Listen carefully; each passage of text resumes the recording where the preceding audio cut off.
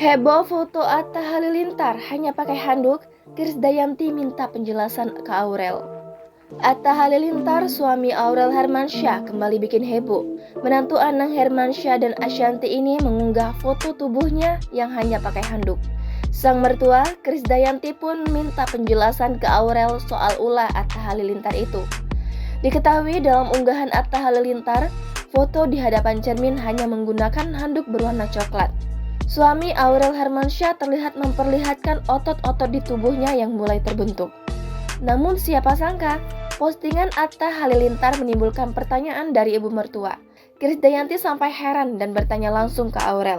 Hal itu diceritakan Aurel Hermansyah dan Atta Halilintar di YouTube TS Media pada 25 November 2021. Aurel Hermansyah mengaku saat itu ia tengah perawatan dengan Krisdayanti dan Ashanty. Melihat reaksi ibu kandungnya, Aurel Hermansyah langsung menjelaskan alasan Atta Halilintar mengunggah foto demikian. Rupanya, terungkap bahwa Atta Halilintar tengah menjadi bintang iklan sebuah produk kebugaran. Atta Halilintar mengatakan dirinya sedang menerima tantangan dari produk tersebut. Oleh karena itu, ia belak-belakan mengumbar perubahan bentuk tubuhnya yang kini semakin atletis. Atta Halilintar membenarkan ucapan istrinya tersebut. Jangan lupa subscribe, share, komen, dan like ya!